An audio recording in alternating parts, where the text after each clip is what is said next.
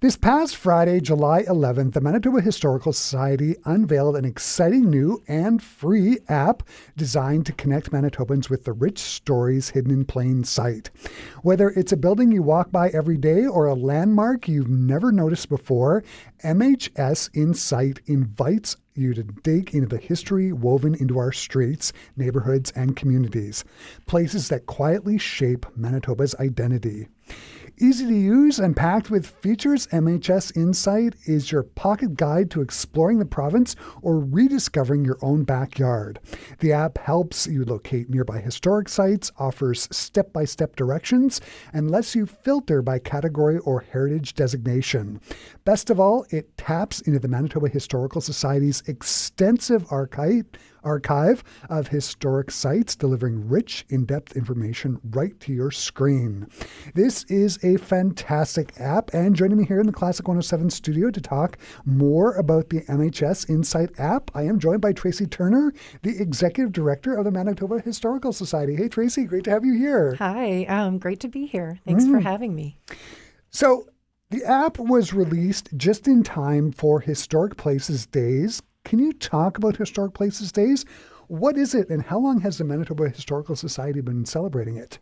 We've been celebrating it for a few years. It's actually a commemorative event for the National Trust for Canada, a way to bring profile and interest to all of the museums and historic sites and organizations that are working hard to protect and preserve and present heritage in Canada. So it's sort of a national event. We decided to launch it during this time just to give it more profile and hopefully, raise more interest because people are having events all over the place about it. So, it's important to have commemorative events that help us to market things a little bit better. I was playing with the app on my phone. It's really fantastic. It's super easy to use. How did the idea for the app come about? Well, we had a programmer approach us with the idea. Really, so it was his idea. Kyle Ticon came to us at the MHS and said, I'd love to build an app. I use your website all the time, so people all the time are using our website to access these resources. But he said, I'd like to make it easier, faster, and I have this idea. So that's where it started. It was a couple years ago.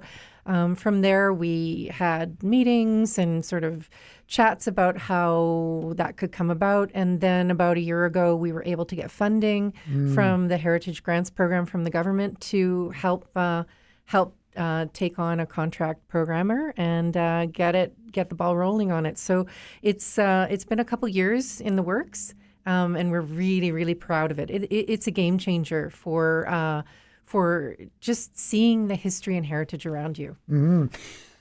One of the trends I've seen here in the city is they tend to tear down older buildings and put up new ones. I understand the fiscal aspect of that trend, but it feels like every time we lose an old building, we lose also a bit of history here in Winnipeg. Why is it so important for Manitobans to learn about the buildings and monuments that are around the province? Well, I think it gives us a better sense of identity of where we've come from, understand the significance and sort of trajectory of our communities and our city and our province.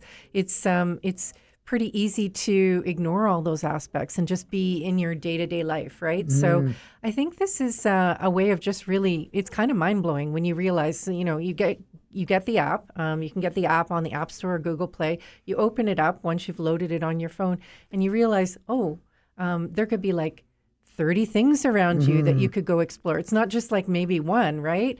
And of course, it's buildings, cemeteries, different locations. It could be a monument. It could be a museum. It also could be buildings that are no longer there. So that's the other piece too, that, you're talking about things that we've lost, history we've lost.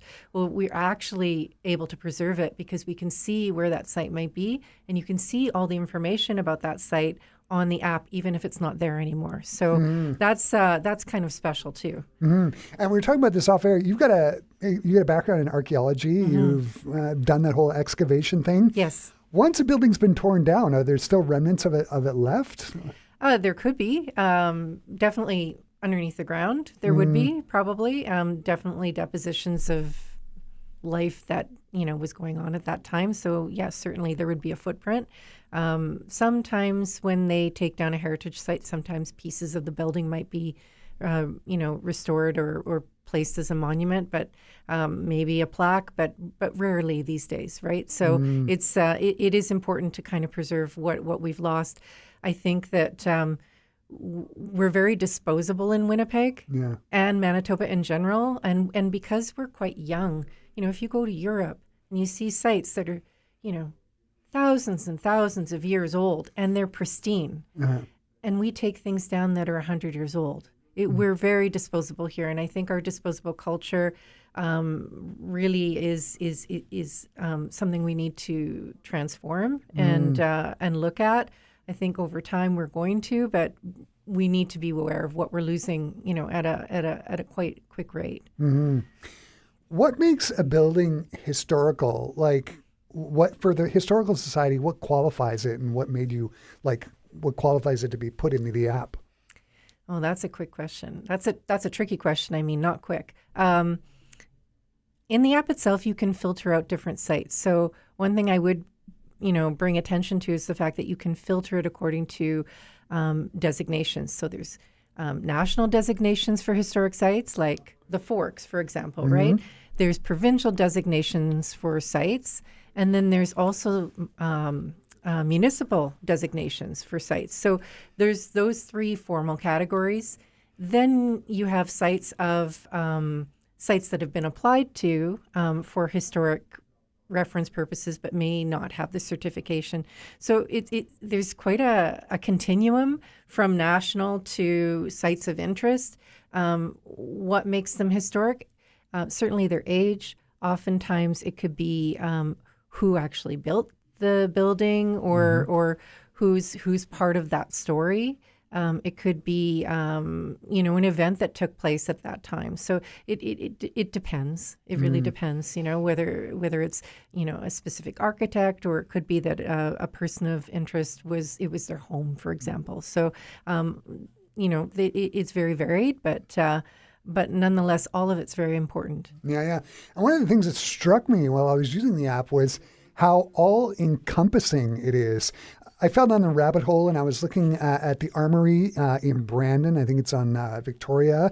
And it not only talked about the year the building was built and who used the Armory, for example, in Brandon, but also talked about soldiers who were killed during the First World War who were associated with the Armory. Was it a monumental task getting all that information from the archives and the Manitoba Historical Society over into the app? It's been decades and decades of research that's been done, that's been slowly put together on our website. The app itself tags into all that information, all that archive, and then retrieves it into your hand. So it's a little bit, I guess it's a little bit misleading to think that, the app is doing it all. Really, the app is just retrieving all that information that we've been working on for decades and decades at the Manitoba Historical Society. So one of the biggest things that we do as a society is we're amassing a huge digital archive of information. We've had many researchers working on this over time, and they're all very skilled researchers, and making sure that everything's referenced and everything is factual, and using as many primary sources as we can. So it's part of our mandate to be preserving all that information, but also sharing it. Mm-hmm.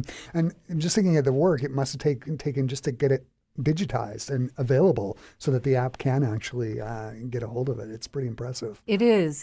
And what this does is actually make so many people aware of all those resources that we have. So we're really, really proud of this. Mm-hmm. What does the Manitoba Historical Society hope to achieve with the app? What are some of the goals?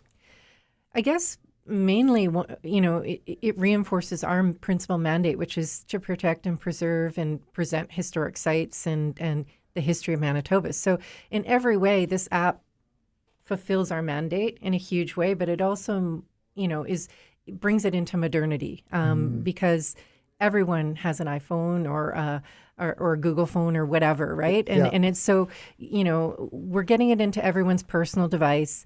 And I think it's really going to spark people's curiosity and imagination to learn more about what's around them. So it's a huge part of our mandate. Educating is a huge part of our mandate, and then also being able to tell those stories. So, ultimately, it's those things that are most important to us. Obviously, we would love to become a stronger organization and continue to grow, gain more members and funders to keep doing what we're doing. So we are a nonprofit organization, principally a very small staff of one. So we are volunteer powered, Yeah. and obviously, and we're always looking for building our fiscal strength. So in growing our membership and gaining access to more financial resources would be wonderful too. So it helps bring awareness to what we do and maybe grow that as well. You mentioned it earlier in the interview. The app is completely free. Can you just mention once again where people can get it? Sure. So if you go on to the App Store, so the Apple App Store or Google Play. So depending on whether you have an iPhone or you have Android. an Android phone, that's right. We have both platforms available, and it's free to download. It's really quick to download, and once you get it, it's like magic. You'll open it up, and you'll just be amazed at what you see around you. Yeah, it sure is. Tracy, this has been super fun having you here. The app, as I was saying, is just terrific. A big congratulations. I'll be using it when I'm killing time, maybe waiting for somebody around the Exchange District or just simply walking around my neighborhood. Thanks so much for making the time to stop by and talk to me today about this Thanks very fabulous much. app. Yeah, it was a pleasure to be here.